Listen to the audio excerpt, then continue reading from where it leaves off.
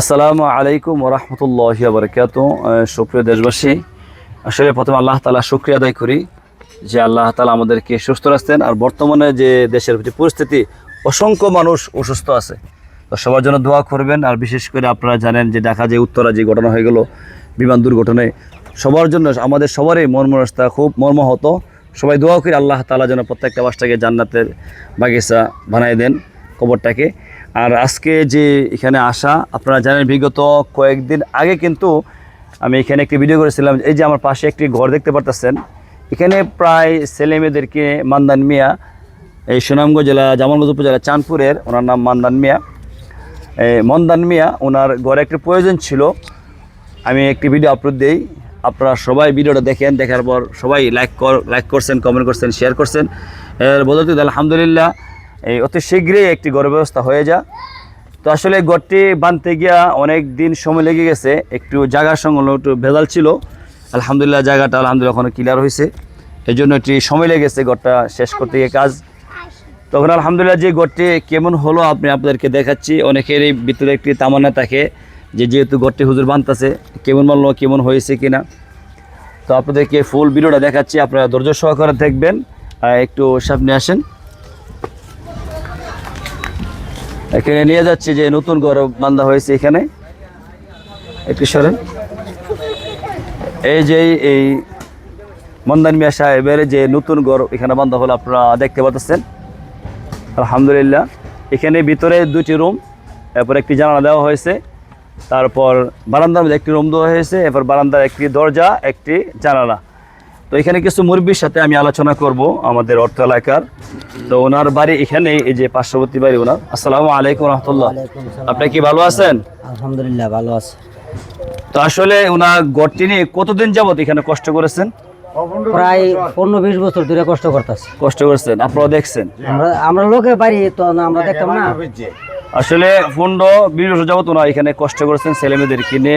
আর মন্দান মিয়া সাহেবকে ধন্যবাদ দেই, ওনার যে স্ত্রী কিন্তু প্রতিবন্ধী এবং গলার মধ্যে মারাত্মক একটি টিউমার আসে ওনার স্ত্রী। এই কষ্ট করে ওনার সংসার চালাইতেছেন। তো আলহামদুলিল্লাহ ভিডিওটা ছাড়ার পর ওনারা মুরব্বীরা আমাকে ধরছেন, এলাকার যুবকরা ধরেছিলেন। তো ভিডিও একটা আপলোড দেয়, আপনারা দেখার সঙ্গে সঙ্গে সবাই আলহামদুলিল্লাহ সবাই সহযোগিতা করেছেন। তো এই ঘরটা যে মিস্ত্রি সাহেব বানছেন, ওনা আমার কাছে আছেন। তো মিস্ত্রি সাহেব, আপনি যে ঘরটা বানলেন, তো এই পর্যন্ত আলহামদুলিল্লাহ কত টাকা আমাদের খরচ আসছে আপনি নিজ মুখেই বলেন। আমরা একটা হিসাব করেছি, এবারটা টোটাল খরচা হয়েছে আপনার 1,60,000 মতো। তো আপনারা শুনতে পারলেন এই ঘরটা করতে গিয়ে আলহামদুলিল্লাহ আমাদের 1,60,000 টাকা। 1,60,000 টাকা খরচ হয়েছে এই ঘরটি বানতে গিয়ে। তো মিস্ত্রি সাহেব বলছে যে 1,60,000 টাকা খরচ হয়েছে। তো আমরা হিসাব করেছি এর আগেই। তো এখানে ভালো মানের টিন দেওয়া হয়েছে, ভালো মানের কাঠ দেওয়া হয়েছে, যাতে করে ঘরটি একটু টেকসই করে যাতে সহজে নষ্ট না হয়ে যায়। তো একটু ভিতরে আসেন, ভিতরটা দেখেন সবাই। একটু যাও, বাইরে যাবো, বাইরে যাও, এদিকে যান, সামনে যান। তো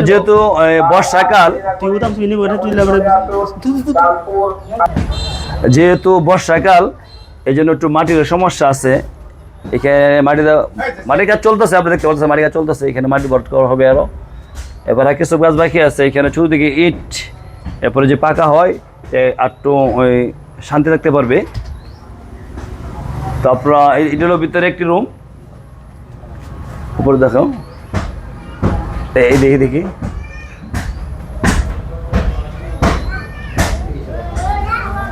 মন্দান মিয়া সাহেব আপনি আসেন না, এদিকে আসেন। ভালো আছেন আপনি? বিরাট কষ্ট করতেছেন, এদিকে একটু বাইরে আসেন আপনি।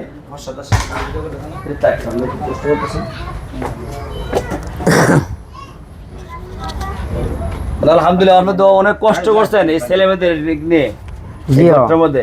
এখন আলহামদুলিল্লাহ যেহেতু নতুন ঘর পাইছেন, আসলে ঘরটি আর আগে হয়ে যেত, যেহেতু জায়গার একটু সমস্যার কারণে পাক্কা মাসটা লেগে গেছে। এখন আপনি যে নতুন ঘর পাইলেন, আলহামদুলিল্লাহ আপনার কাছে কেমন লাগতেছে? এখন ভালোই লাগতেছে, ভালোই লাগতেছে, শান্তি তো আল্লাহ দিলে। আসলে ওনা খুব ক্লান্ত হয়ে গেছে, এই ঘরটি নিয়ে অনেক কষ্ট করতেছে। এরপরে বিশেষ করে জায়গাটা নিয়ে সমস্যার কারণে আরো কষ্ট হয়েছে মনের মধ্যে।